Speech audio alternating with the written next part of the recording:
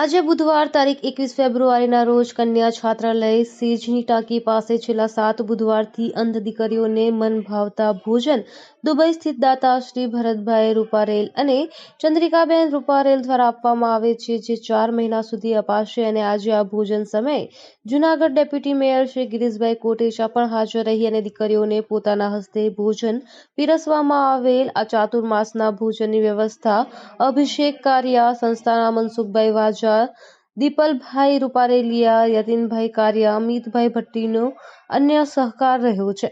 આજે સેજની ટાંકી પાસે આવેલ પ્રજ્ઞાચક્ષુ ચેરિટેબલ અન્નકન્યા છાત્રાલય કે જે 15 વર્ષથી આ સંસ્થા ચાલે છે. આજરોજ દુબઈ સ્થિત ભરતભાઈ રૂપારેલ કે જેના દ્વારા છેલ્લા 4 માસ સુધી આ દીકરીઓને દર બુધવારે જે ખાવું હોય એના માટેની એણે વ્યવસ્થા કરી. એવું નહીં, જે ખાવું હોય પનીરનું શાક કે અન્ય જે દીકરીને ભાવતું હોય એક દિવસ અગાઉ પૂછી જાય. અને એના માટે જે યતીનભાઈ કારિયા છે એમના બનેવી થાય છે અને આ અમારી સંસ્થાનું ખૂબ ધ્યાન રાખે છે. અને ગિરીશભાઈ કોટેચા દ્વારા જ આ સંસ્થા ચાલે છે. જ્યારે પણ અમારી સંસ્થાને કાંઈ ઘટતું હોય ત્યારે એમના દ્વારા પણ અમને ભરપૂર સહયોગ છે. ખાલી પ્રજ્ઞાચક્ષુ નહીં પણ સત્ય મંડળ હોય કે અન્ય સંસ્થા હોય, હર હંમેશાનો અમને સહયોગ મળ્યો છે. અને આ ખરેખર દીકરીઓ ખૂબ નસીબદાર છે કે આટલી બધી વસ્તુ, સારી એક વસ્તુ એને ખાવા મળે છે. ઘરે તો એ જતી જ નથી, વધુ સમય પોતાનો આ સંસ્થામાં ગાળે છે. આ દીકરીઓ આજે બીએડમાં છે, ઘણી છોકરીઓ આજે FY TYમાં છે. આ સંસ્થા બધો ખર્ચ દાતાઓ મારફત હાલે છે. એક દીકરીની ફી 62,000 રૂપિયા છે એ સંસ્થા ભોગવે છે ને સંસ્થાના દાતાઓ આપે છે. આજે અહીંયા અંધ કન્યા છાત્રાલય અને દીકરીઓને આ 7મો બુધવાર છે કે જેમાં અમે જમાડવા આવ્યા છીએ. અને આજે તો અમારા સદભાગ્યે મનસુખભાઈ વાજા તો દર બુધવારે હાજર હોય, દરરોજ હોય, દીકરીઓને સાંજે જમવાનું હોય. પણ આજે અમારે એટલા સદભાગ્ય છે કે અમારું જે પ્રેરણા બળ, અમારું જે પાવર હાઉસ કહેવાય ને, એ ગિરીશભાઈ આજે અહીંયા હાજર છે અને અમારો ઉત્સાહ વધારવા માટે આવ્યા છે. દીકરીઓ તો એમને જોઈને, એમની વાત સાંભળીને એટલી બધી ખુશ થઈ ગઈ.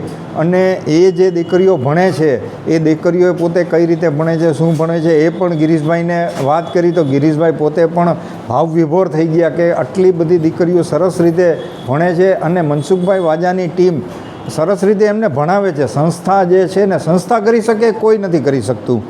અને આવું જ જે છે ને, દરેક લોકો જો પોતપોતાની રીતે પોતાની જવાબદારી સમજી અને સમાજ પ્રત્યે જો થોડુંક પોતાનું જો યોગદાન આપે ને, તો ક્યાંય સમાજ પાછો પડે નહીં.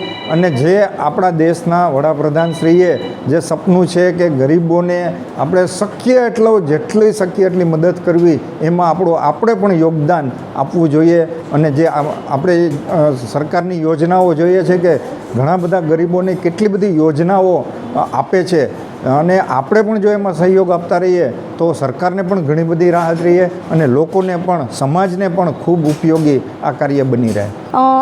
વાત કરું તો ભરતભાઈ રૂપારેલ જે દુબઈમાં રહે છે અને યતીનભાઈ કારિયા જેના દ્વારા તેઓ અમને દર બુધવારે અમારી પસંદનું ભોજન કરાવે છે.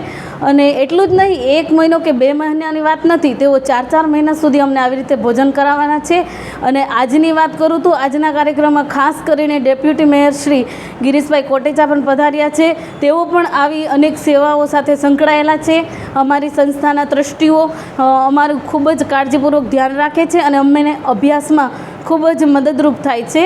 તો તે માટે મારી સંસ્થાની ટીમ વતી ભરતભાઈ અને તેમની ટીમનો ખૂબ ખૂબ આભાર માનું છું. Thank you. આજે મનસુખભાઈ વાજા સત્યમ સેવા યુવક મંડળનું કોઈને નામ પૂછવાની જરૂર નથી. આખા દેશની અંદર સેવામાં જો જેનો પર્યાય નથી મળતો તેવા મનસુખભાઈ વાજાએ આજે સેજની ટાંકી પાસે અંધ દીકરીઓને જે રીતે ભણાવે છે ને જે રીતે આગળ વધારે છે, ત્યાં અમે અત્યારે આવ્યા છીએ. યતીનભાઈ કારિયા અને સગા બનેવી ભરતભાઈ રૂપારેલ કે જે દુબઈ સ્થિત છે અને કેનેડા પણ એનો મોટો ધંધો છે. એણે દર બુધવારે એટલે એક ધારું 4 મહિના સુધી આ 15 દીકરીઓને જે ભાવે નહીં જમાડવાનું. એટલે પંજાબી, ચાઇનીઝ, પાવભાજી, સાદું, આ બધી એને છૂટ આપી છે. આપણે એટલી એક માન થાય કે આપણા દેશના જે ફોરેન ગયા, પછી લંડન ગયા, ઇન્ડો આફ્રિકા ગયા હોય કે પછી લંડન હોય, અમેરિકા હોય કે આફ્રિકા હોય, ત્યાંથી ને માણસો અહીં માટેથી ઉપાધિ કરે છે. ખરેખર આ બહુ મોટી વાત છે. હું ખાસ કરીને યતીનભાઈ કારિયાને ખૂબ ખૂબ ધન્યવાદ આપું છું. ખાસ કરીને મારા બંનેવી સાહેબ ભરતભાઈને પણ ધન્યવાદ આપું કે આ બધા વિચાર આવવાને. બાકી ઘણીવાર આપણી પાસે હોય જ ને આપણે વાપરી ન શકતા. આપણી નજીકમાં પણ કોઈ દુઃખી હોય ને તો આપણે જોઈ ન શકતા કે મારી બાજુમાં કોઈ દુઃખી છે. ખરેખર આટલી દ્રષ્ટિ રાખો ને તો આ દેશમાં કોઈને તકલીફ નહીં પડે. તમારા બાજુવાળા ઉપર પણ નજર રાખો. ફોરેનમાંથી પણ જો એને વિચાર આવતો હોય, અત્યારે આ દીકરીઓ એવી રાજી છે કારણ કે એને આગલા દિવસે મંગળવારે પૂછી જવાનું બધી દીકરીઓને. આપણે કેમ આપણે ઘરે કે કાલ બેટા શું જમવું છે, એમ આ દીકરીઓને એમ પૂછી જવાનું કે બેટા તમારે શું જમવું.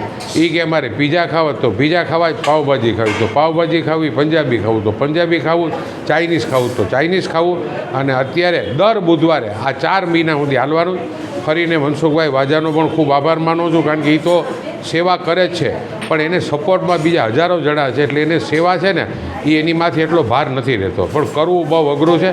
ફરીને મનસુખભાઈ વાજા, યતીનભાઈ કારિયા અને મારા બંનેવી ભરતભાઈ રૂપારેલનો ખૂબ ખૂબ આભાર માનું. Bureau report Rameshbhai Rathod, Junagadh.